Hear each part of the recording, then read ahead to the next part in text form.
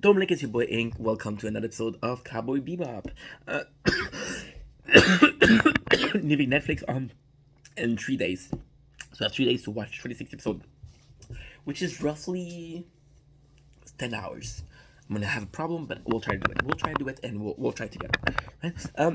So in this episode, it's trying to get the same thing. Like Cowboy Bebop is a really good show, but it's trying to get the same thing. So we have this guy. And it's so cool because the whole episode. Again, I was talking about in the last review. I was talking about how we're seeing the world through a jet, to Spike highs. Right? The whole episode we have this criminal who kind of kidnapped a kid, right? And we're seeing a dying man say, "Hey, he's going after the criminal," and he asks Spike to save the kid, right? And he gives like a special gem he can sell for money, and we're thinking that the old man who dies, he's trying to protect this kid. So Spike wanted to do this for the old man. We don't know why. Again, it might be because he just lost his father figure last episode. But he wants to help the old man, so we're going against, and he's super strong, and he always managed to evade Spike. We got an amazing separation between Spike and Jet Black. Jet Black is worrying that Spike is being too careless. He's like, "Yo, you can put your life in danger, but I'm not going to support it," which is a true friend, right? And we have the instances where Jet Black is like, "Yo, I don't care about Spike because he wants to kill himself," but there's other instances where he really cares, like he's doing a bonsai. He's cutting on one of the branch. He's like, "I'm fucking up because I can't focus.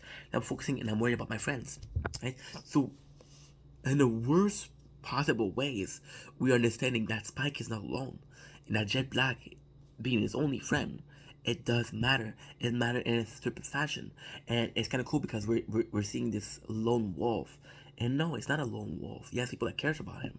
You know, it reminds you of a show like, for example, Bleach, where Ichigo thinks he's this lone wolf, and he's super strong and can save the world by himself. But there's friends that he has, they're willing to help, and Jet Black is that.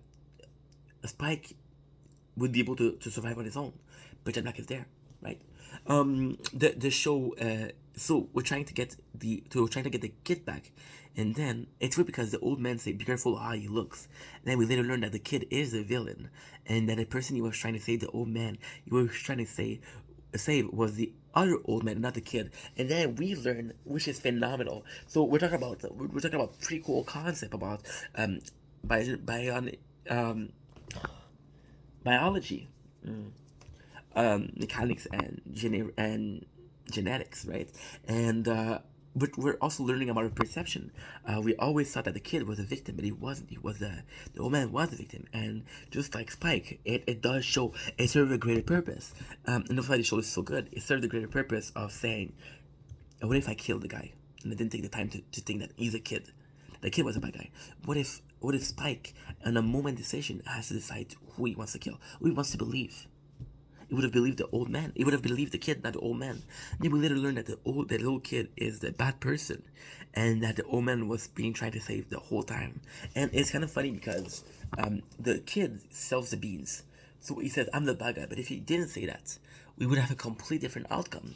And it's a case where Spike kills, and there's a price that comes with that. You might kill the wrong person. So the whole concept of this, I'm doing my own thing. I'm being this lone wolf. There's a reason why I was this insistent. We're talking about Jet Black, is because his Spike choices matters a lot.